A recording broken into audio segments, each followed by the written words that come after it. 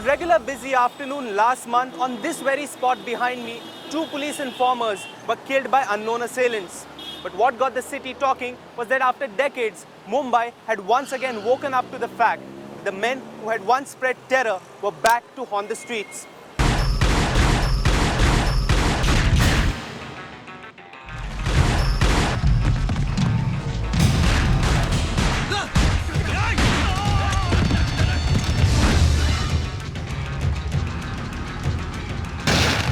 This showed that the underworld, or the bhais as they are called in the underworld lingo, were once again flexing their muscles in the city they had made their own.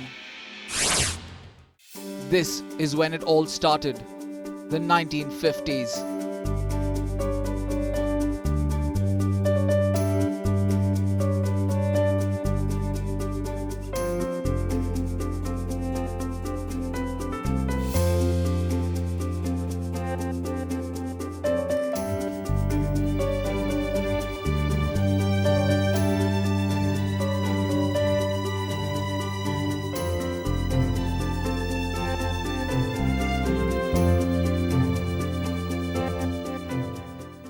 Right here in the dangerous triangle, the Mumbai dockyard, Dharavi, Asia's largest slums and the gullies of central Mumbai, home to the three faces that began Mumbai's tryst with the dreaded underworld. They were the original dons, hunted by the police but also described as Robin Hoods by their men for how they took care of their brood, and the city's dream factories were quick to romanticize their stories. Peter? अच्छा हुआ तुम खुद यहाँ चलाया। हम तुम्हें ही ढूंढता था। तुम लोग मुझे ढूंढ रहे हो और मैं तुम्हारा यहाँ इंतजार कर रहा हूँ। ये बात है।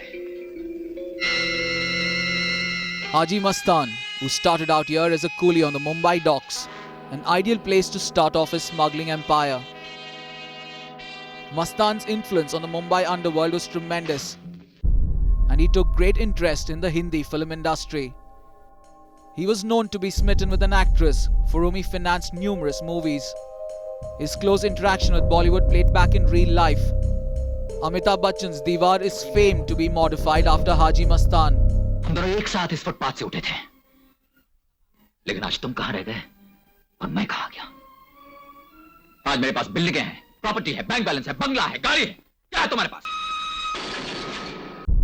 Mastan later quit active participation in his illicit business and became a self-styled politician. He died in the early 1990s. It's ironical that one of the most loved movies were built around this man who sent shivers down people's spine. But Mastan was not the only man to inspire the movies. Dayavan, based on Vardarajan Mudalayar, a Tamil migrant who worked as a coolie in Mumbai's Victoria terminus, now known as CST. Using his community contacts, he set up a slum colony, now popularly known as Dharavi. And in these narrow bylanes of Dharavi, Vardarajan Mudalayar or Vardabai ran his illicit liquor business. He was the first undisputed liquor baron of Mumbai. Later, he diversified into gambling, contract killings and smuggling. But the obsessive pursuit by the police forced him to return home to his village. He died 16 years ago. And then finally Karim Lala, not as well known as his contemporaries, but perhaps the most dangerous and ruthless. An Afghan emigre, he silently built a terror empire unsurpassed by others of his time. He introduced the infamous Kaskar brothers, Dawood and Shabir, into the world of crime. But by the 80s, the old man had been sidelined by the deputies he had trained. Aslam भाई, अब आप आराम करें। आपने इतना काम किया, धंधा यहाँ तक पहुँचाया और हम सबको भी। अब आप तबीयत संभालें और मैं धंधा संभालता हूँ। Even he couldn't have imagined the rain terror they would one day unleash. These three men ruled Mumbai with an iron grip, but with a certain code of ethics.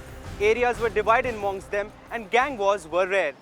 But with them is gone a somewhat respectable era in the Mumbai underworld, where once if you give a word, it had to be kept even at the cost of one's life. Next time, we take a look at an era in which the city's underworld prospered and gave rise to some of the most wanted men in the nation. Till then, goodbye.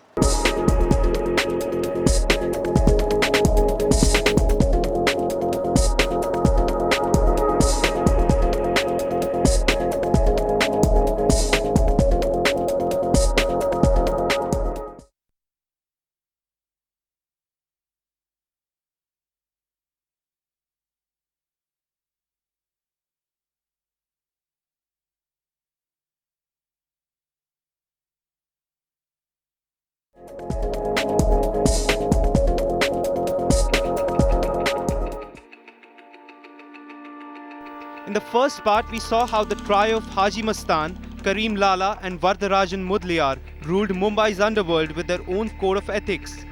But with times, they were changing. The 70s brought with it new kids on the block. The Kaskar brothers, Shabbir and Daud Ibrahim Kaskar, Rajendra Nikalje, also known as Chota Rajan, and Arun Gulabrao Gavli. These youngsters were just starting their careers with separate gangs and learning the ropes. But one thing in them was different from their mentors. They were not going to be satisfied with preset boundaries or a set income. For them, the world was a stage. Shabbir and Daud Kaskar were with the Karim Lala affiliated gangs before they separated. It was with Shabbir's killing that the Mumbai underworld took a deadly turn. Daud swore revenge on his brother's killers. And despite peace broken by the deadly trio, he struck and got his revenge.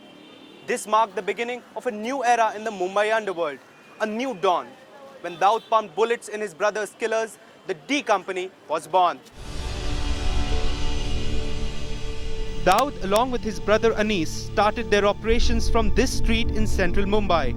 Temkar Mohalla is where the D Company was born. In these by-lanes, Daud, the small-time gangster, morphed in a force to be reckoned with. In this building, Daud, along with his cronies, plotted the fall of most of his rivals. But the bloody feud for supremacy was taking its toll on Mumbai streets, and the pressure on Daud kept increasing. In 1984, Daud fled to Dubai, where he already had his network ready. The telephone became his most lethal weapon. From there, he would give orders to his men who operated right from these lanes.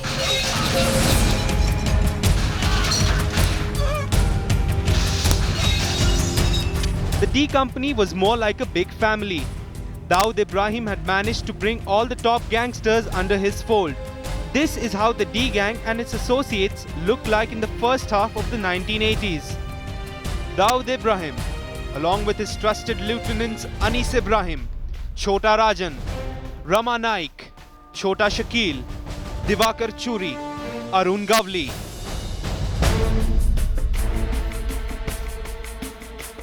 This was a time when absolutely no one could challenge the might of Daud. His word was the law on the streets. But then, the men became too big for the gang themselves. The first license to break was with Rama Naik in 1988, whom Daud allegedly got killed in a police encounter. With Naik's death, Daud inherited a permanent and wily rival, Arun Gavli. After Rama Naik's death, Arun Gavli came out on his own.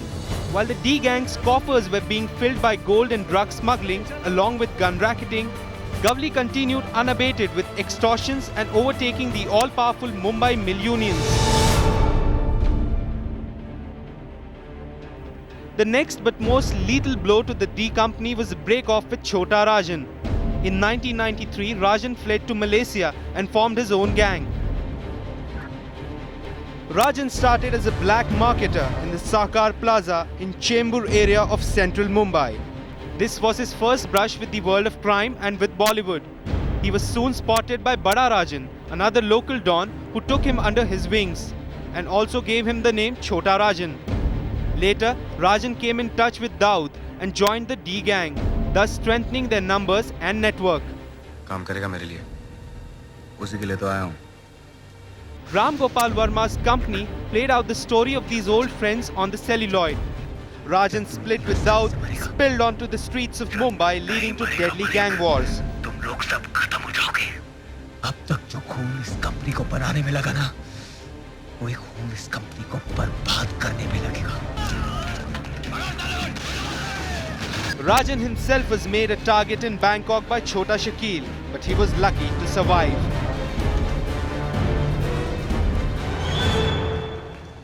The Daud era was the one which saw corporatization of the underworld in a true sense. This was also the era which saw communalization of the otherwise secular underworld. Each gang was out there to prove its own might, resulting into blooded streets. Next time, we take you through what these men are doing now and how they operate. Till then, goodbye.